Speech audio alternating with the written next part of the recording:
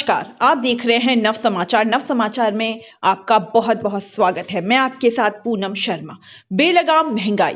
पहले ही महंगाई से जूझ रहे आम आदमी को एक और झटका लग सकता है। रिजर्व बैंक की गवर्नर शक्तिकांत दास ने चेतावनी दी है कि मार्च तक महंगाई पीक पर पहुंचने की आशंका है। इसके अलावा लोन भी फिलहाल सस्ता नहीं होगा। ऐसा इसलिए क्योंकि रिजर्व बैंक ऑफ इंडिया ने ब्याज दरों में कोई बदलाव नहीं किया है। इसके मायने यह भी है कि आपकी मौजूदा ईएमआई में कोई बदलाव नहीं होगा। भारतीय रिजर्व बैंक की ओर से एक बार फिर से रेपो रेट में कोई बदलाव नहीं किया गया है। आरबीआई के गवर्नर ने गुरुवार को साफ किया कि रेपो रेट पहले की तरह ही 4% रहेगा और रिवर्स रेपो रेट 3.35% बनी रहेगी।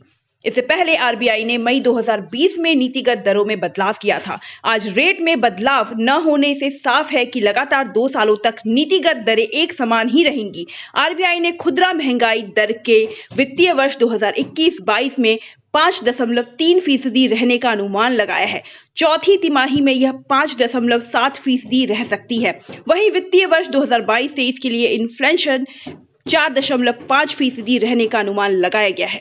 2022-23 की पहली तिमाही में महंगाई 4.9%, दूसरी तिमाही में 5%, तीसरी तिमाही में 4% और चौथी तिमाही में 4.2% रह सकती है। उन्होंने कोरोना काल की बात करते हुए कहा कि हमने बीते 2 सालों में देखा है कि दुनिया किस तरह से बदली है। आज भले ही हम इस बात को लेकर अनिश्चित हैं कि भविष्य में क्या होगा, लेकिन हमें भरोसा बनाए रखना होगा। अर्थव्यवस्था के भविष्य के बारे में फिलहाल बात करना आसान नहीं है। जिस तरह से वायरस फैल रहा है, उसे लेकर कुछ भी अच्छा या बुरा होने के बारे में भरोसे से कुछ नहीं कहा जा सकता है। हालांकि उन्होंने कहा कि हमने बीते 2 सालों में बहुत से सबक सीखे हैं। हमारा हौसला और उम्मीदें कभी कम नहीं होंगी। आम लोगों के सामने पिछले करीब 2 साल से कई तरह की मुश्किलें लगातार पेश आ रही हैं। उनके लिए अपने जीवन को सहज रख पाना एक चुनौती बनी हुई है। महामारी की मार के अलग अलग रूपों ने रोजमर्रा की जरूरतों से भी समझौता करने के हालात पैदा कर दिए हैं।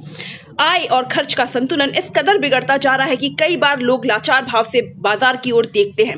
मसलन आय में तेजी से गिरावट के साथ घटती क्रय शक्ति या फिर बेरोजगारी में इजाफे के दौर में महंगाई ने लोगों के जीवन को किस स्तर तक प्रभावित किया है, उससे सभी वाकिफ हैं। सरकार का कहना है कि महंगाई की मौजूदा मुश्किल की वजह खनिज तेलों, मूल धातुओं, कच्चे पेट्रोलियम और प्राकृतिक गैस, रसायन और रासायनिक उत्पादों, खाद्य उत्पादों आदि की कीमतों में बढ़ोतरी है।